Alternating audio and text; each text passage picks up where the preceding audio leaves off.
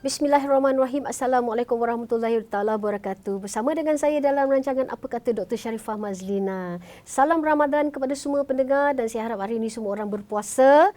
Dan kita sudah hampir nak sampai ke penghujung Ramadan dan kita nak pergi berhari raya tak lama lagi. Jadi untuk itu bersama dengan saya Cik Ahmad Fuad, Ahmad Suhaimi, seorang ketua traffic control di Plus Berhad. Dan saya rasa mungkin kita perlu mendengar apakah kata beliau untuk kita nak balik bercuti sebelum hari raya ni. Selamat datang ke rancangan Apa Kata Dr. Sharifah Mazlina, Cik Fuad. Terima kasih dengan saya. Ya, terima kasih. Baik, mungkin Cik Fuad, kita mulakan dululah dengan bercerita sedikit tugas Cik Fuad dalam bulan Ramadan ni macam mana agaknya? Okey, terima kasih doktor. Ya, sama. Tugas kami di Jabatan Keselamatan Trafik dalam bulan Ramadan memanglah mencabar. Ya. Kerana banyak company, banyak pejabat yang menutup awal. Ya, betul. Jadi you tengok 4.30 4.30 je highway dah start jam. Ya, betul. Berterusan. Jadi memang mencabarlah kita punya tugas dan lebih-lebih lagi kami menjangkakan sehingga ke penghujung Ramadan, dekat-dekat raya besok bila orang semua nak balik kampung, lebih mencabar lagi itu tugas akan kami. lebih mencabar lagi ya. Betul. Tapi kalau dari segi ekonominya lagi ramai orang pakai tu lagi bagus untuk Plus kan, kutipan tu lebih tinggi betul. Ya, tetapi mencabarnya untuk kaki tangan sebab nak menangani keadaan traffic jam tu. Jadi apakah persiapan pihak Plus untuk berhadapan dengan suasana orang nak balik kampung ni? Mungkin Cik Fuad boleh cerita dulu. Seperti tahun-tahun yang lepas, memang kita di Plus kita buat persiapan. Sebagai contohnya yang kita akan buat ialah jadual waktu perjalanan. Okey. Kita nasihatkan kepada pengguna-pengguna kita yang ingin pulang ke kampung. Jadual tu boleh didapati di Plus punya website dan kita akan publish di surat-surat khabar, media-media utama. Sebagai contohnya, biasanya pengguna yang paling jauh, nak balik pada yang jauh, kita nasihat untuk keluar lebih awal. So keluar dulu. Okey. Basically pengguna yang hendak ke utara, ke Perlis atau ke Kedah, kita akan minta dia keluar lebih awal, mungkin sebelum pukul 12 tengah hari. Yang sama juga ke Johor Bahru, keluarlah sebelum pukul 12.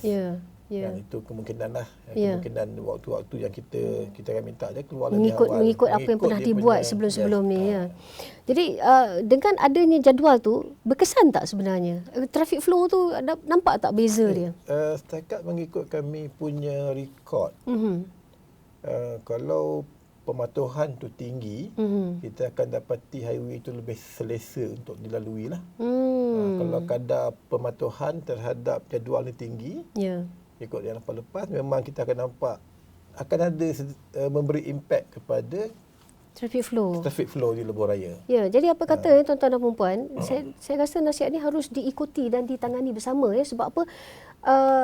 Mungkin pihak Plus menyediakan jadual tu sebab mereka tahu, mereka yang mengendalikan lebuh raya ni, mereka tahu kat mana yang kena keluar awal, kat mana kena keluar cepat dan bagaimana cara jadual itu harus dirancang. Mereka lebih tahu sebab mereka memantau keseluruhan lebuh raya ini.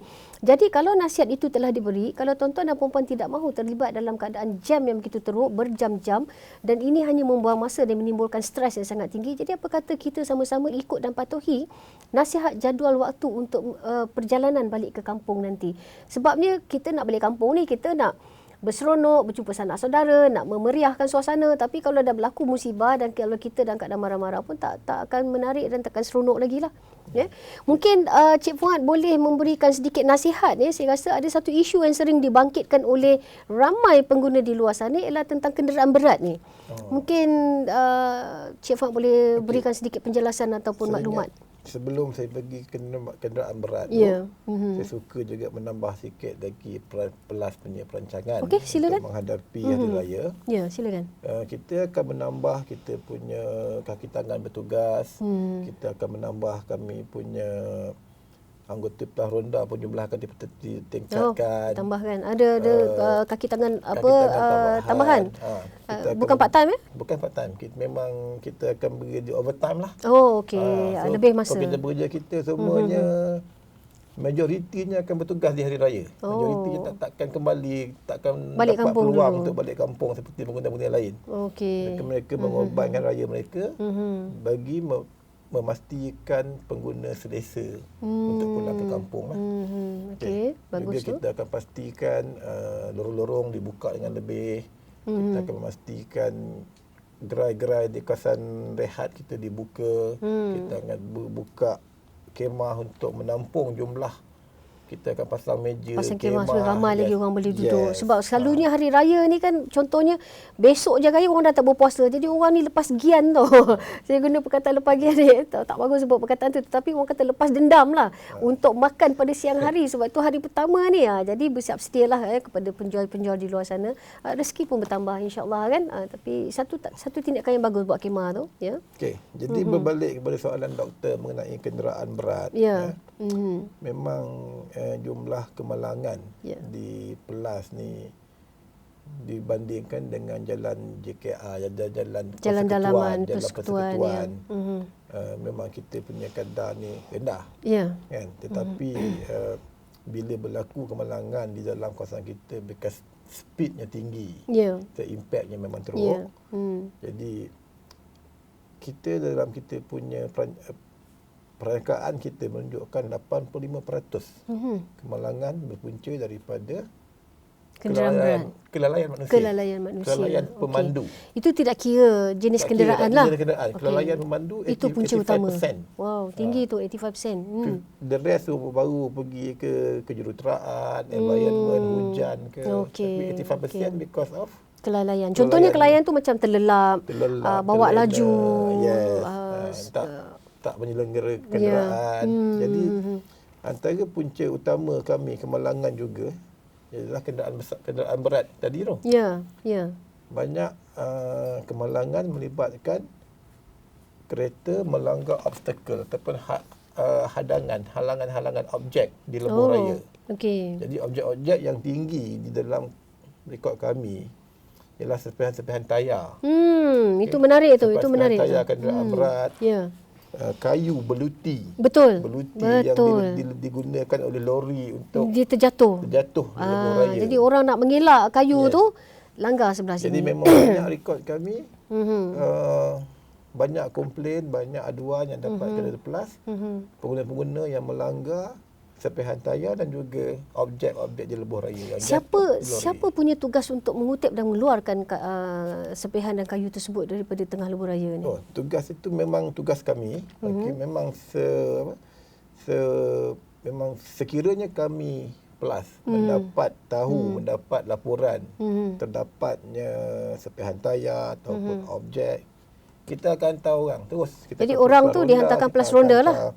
Kita punya pasukan bantuan Propel kita. Okey, Propel. Kita panggil Propel Intervention Team Okey. yang akan memantau.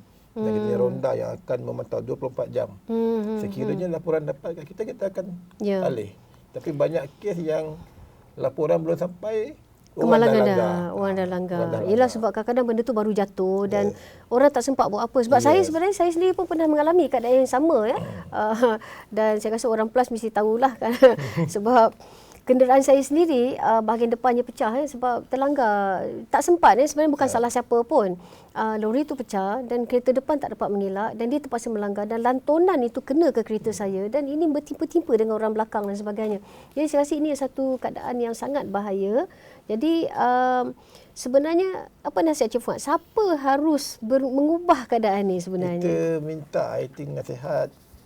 Pelas dah banyak buat, kita ada menganjurkan program-program seperti Respect Your Limit untuk membantu kenderaan berat. Di mana kita pusing utara, selatan, seluruh negara sampai Sabah Sarawak pun kita buat. Untuk menerangkan kepada pemandu-pemandu kenderaan berat, tuan-tuan punya betapa masalahnya begitu.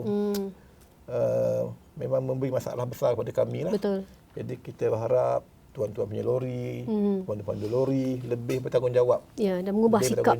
Ubah sikap. Janganlah pakai tayar yang dah tayar celup yang dah tua, yang dah senang nak pecah, ya, betul.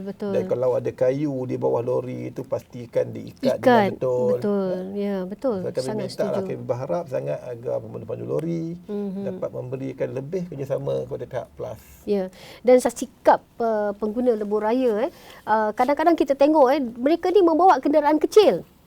Saya bukanlah nak kata menghina orang bawa kenderaan kecil, tidak. Tetapi kita harus berpada-pada lah. Bawa kenderaan kecil tapi masuk di lorong laju ni, lorong paling kanan sekali. Lepas itu dah menjadikan kereta belakang tu bertunda-tunda. Okey, itu satu sikap yang saya rasa kita perlu ubah. Yang keduanya, sikap orang yang bawa kereta, tak kisahlah kenderaan tu kecil ataupun besar, tapi sikap bawa lambat tapi duduk di lorong laju. Jadi bila orang belakang suruh pergi laju, dia marah pula. Dan kadang-kadang dia melawat, dia bawa lagi slow, buat tak tahu je. Ini sikap ni akhirnya akan jadi road bully dan sebagainya, akan menyebabkan pergaduhan. Orang horn balik dan you lawan semula. Dan ini apa pendapat Cik Fuad tentang perkara ni? Perkara ni memang kita akui benda ni berlaku, dan kita juga minta, that's why kita kata kita minta pengguna kita patuhi had laju. Maksudnya kalau had laju tu 110, janganlah bawa 50. Jangan bawa lebih dan janganlah bawa terlampau kurang. Ya, betul. Jadi kita nak ikut had laju yang sepatutnya. Kalau anda memang memandu perlahan, ikutlah lorong paling kiri. Sebab saya rasa sekarang ni orang Malaysia dah macam jadi orang di Amerika lah. Kita bawa yang laju di sebelah kanan, yang perlahan di sebelah kanan, yang laju di sebelah kiri. Ini dah jadi macam kat Amerika pula. Jadi orang nak memotong, semua potong kiri.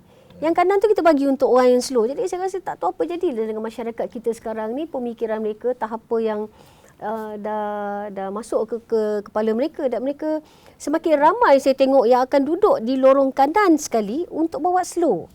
Jadi saya rasa mungkin pihak PLAS boleh buat iklan kat TV ke, educate mereka. Ini pandangan saya lah kan. Okay. Tunjukkan sikap ni supaya mereka nampak dan jangan buatlah. Sebab itu satu yang menjengkelkan dan mengganggu semua orang, meningkatkan lagi kadar trafik yang akan jadi jam lagi. Dan saya rasa satu takbiat yang kurang sihat. Sebab kalau semua orang duduk kanan dan lepas tu orang lain terpaksa potong sebelah kiri, dan lama budaya ataupun peraturan sebenar lalu lintas tu dah salah dah. Mungkin cadangan saya ni boleh InsyaAllah kami akan mengambil kira cadangan doktor buat iklan banyak ni. Sebab masyarakat ni nak kena educate, nak kena nampak ni. Mungkin kita ambil gambar dia, tunjuk inilah sikap, tunjuk gambar real lah, bukan gambar kartun, gambar orang betul ni. Kerana memang kita punya kempen, kita punya penerangan kita mostly kepada kenderaan berat dan respect your limit. Move fast kita untuk belajar sekolah, memang kita adalah. Mungkin kita akan ambil cadangan doktor untuk menambahkan iklan-iklan yang perlu. Ya, saya rasa perlu tambah iklan dan mungkin semua masalah-masalah ni kita keluarkan, tunjukkan kepada masyarakat. Tengok tayar ni pecah, apa yang berlaku, kayu ni jatuh, apa musibah kepada orang yang melanggar. Ia melibatkan nyawa seseorang, dan kenderaan yang saya kata tadi bawa slow, duduk di lorong kanan, dan juga semua masalah-masalah kedegilan ataupun sikap negatif yang di lebuh raya ini yang hingga menyusahkan orang lain dan juga boleh mengibatkan melayangnya nyawa yang tidak berdosa ini. Okey, saya ucapkan terima kasih banyak kepada Cik Mak Fuad atas kesudian untuk bersama dengan kita, dan mungkin sebagai penutup Cik Mak Fuad ada nak mengucapkan selamat Hari Raya Aidilfitri, nak ucap apa kepada rakan-rakan dan ahli keluarga, boleh lihat ke kamera dan ucapkan. Okey, sempena Hari Raya yang bakal menjelang ni. Saya mengucapkan selamat Hari Raya kepada semua kaki tangan PLAS terutamalah yang perlu bertugas pada Hari Raya. Ya, itu penting. Jangan sedih-sedih, jangan nangis tak dapat balik kampung. Jadi dan juga kepada semua penonton, pengguna dan semua kaum keluarga saya di kampung. Selamat Hari Raya. Okey, terima kasih banyak-banyak Cik Fuad kerana sudi datang, dan insya-Allah mudah-mudahan apa yang kita bincangkan di sini menjadi iktibar dan nasihat kepada semua orang. Dan nasihat saya, apa kata dengarkan, hayati apa yang telah kita bincangkan dan laksanakannya sebaik mungkin. InsyaAllah kita jumpa lagi. Salam Ramadan, dan insyaAllah kita bertemu lagi di Aidilfitri. Salam Ramadan. Assalamualaikum warahmatullahi taala wabarakatuh. Jumpa lagi.